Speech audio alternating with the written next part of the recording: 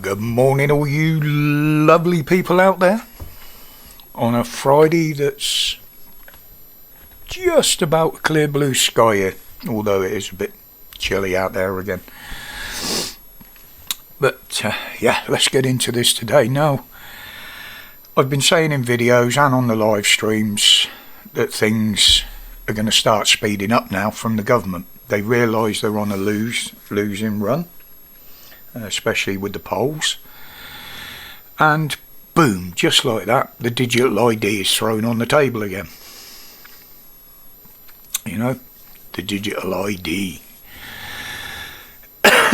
And straight away, they're absolutely denying that it will be used to create a dystopian society, a police state. Well, as for the police state, we don't need to be told that, because it's already here in one way or another when you look out there. But yeah, will it turn into that? Now, how in the fucking hell does me having a digital ID stop Mohammed coming across the fucking channel?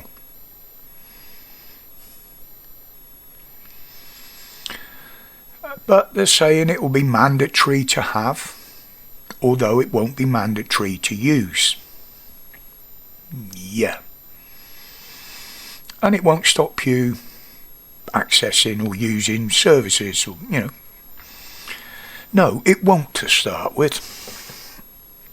Same with the banking. Once you accept it, because it's digital, they can start adding to it, can't they?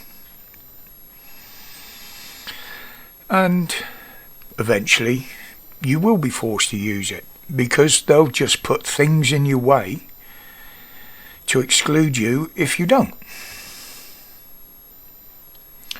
But the security issues around the digital ID are absolutely immense. You know, just think about what the most stolen item is in this country at the moment. Yeah, the mobile phone. And where do they want you to keep this digital ID? On your phone. You know, now, hackers, we've seen the damage they can do. They've been into banking, they've been into travel, they've been into personal companies. They're into everything. Now, think about it. Somebody's stolen your phone, giving it to a hacker. That hacker could literally ruin and wipe out your life, your finances, your identity, you know, just with a few touches of a button. If you lose it or it's stolen, they say you'll be able to report it and cancel it. How are you going to do that with no phone? You know, I can imagine the call. Yes, we can cancel it, but first you must verify who you are. I can't, because my phone's been stolen and my digital ID is on my phone. Sorry, can't help you without your digital ID.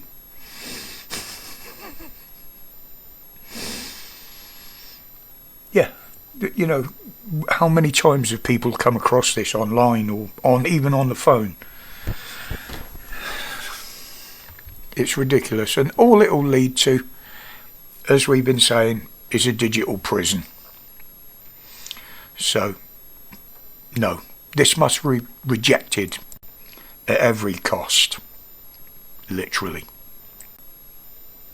Now, the other thing I wanted to talk about today, I've had a chance to go back and watch it now. It was aired while I was live Wednesday night. Was this hit piece from the Channel 4 on protesters and auditors. Now, first of all, they made a point about how much auditors get paid.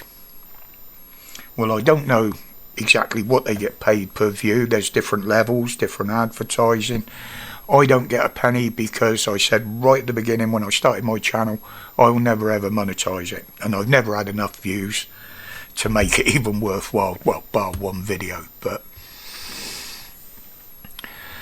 they made a point of pushing how much the auditors get paid, and they did use vastly inflated numbers.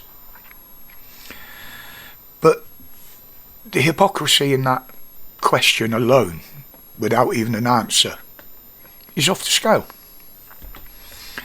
Now, when these guys are filming, whether they a protest, now they're not auditing. What they're doing is reporting on it. It doesn't matter whether they're auditing or reporting. They get paid per view.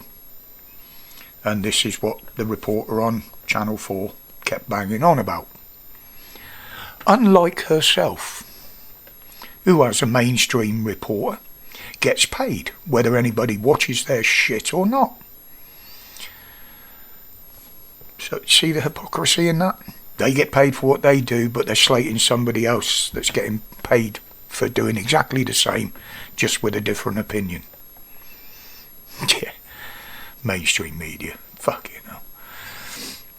But the boots on the ground at these protests show the truth of what's going on. Yes, some of them edit their clips, but the live streams show exactly the truth in real time. That can't be denied. Not the same with mainstream media, with their heavily edited clips filled with bullshit narratives and propaganda from the government. Proves just, and to prove just how dumb some of these people are. I picked up on one clip they took. Listen to this. Once the asylum hotel closed, and has even launched a legal case against the Home Office. But she's had to change her routine to avoid being pursued on camera. I feel a level of vulnerability now if I come into the car park, because I wonder, is somebody just going to jump out of the bushes with a camera? They came. Well,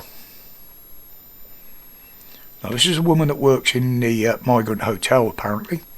She's more worried about somebody jumping out of a bush with a fucking camera than one of her guests jumping out on a member of the public with a knife to attack them, kill them, or jumping out to rape them, or your kids. And she's worried about a fucking camera. No mention of the fact that one of her guests is already behind bars for doing exactly that. Mainstream media is dead. Absolutely dead. You know, that they will never ever be anything other than a government propaganda outlet now. We've seen it. They will not show the truth. They will not tell the truth. So that's all they are. You know, if both sides were telling the truth, why is it only one side that gets censored? Because we know the truth gets censored on government orders. You know. But why did they even bring up the ads? Well, Channel 4 has ads to fund their shit, doesn't it? You know, the thing is, this piece by Channel 4 has absolutely shown them up for what they are. There are many videos, many live streams out there which are in the public domain on all platforms that absolutely prove them. What more can I say on it? Right, other than that, people, it looks like it might be a nice weekend, even if it is a bit chilly. But whatever you're planning to do, whether it's a protest, have some family time, please, as always, stay safe, stay strong, and don't buy into the mainstream media narrative. It's only a repeat of what the government are telling them what to say. Respects, guys.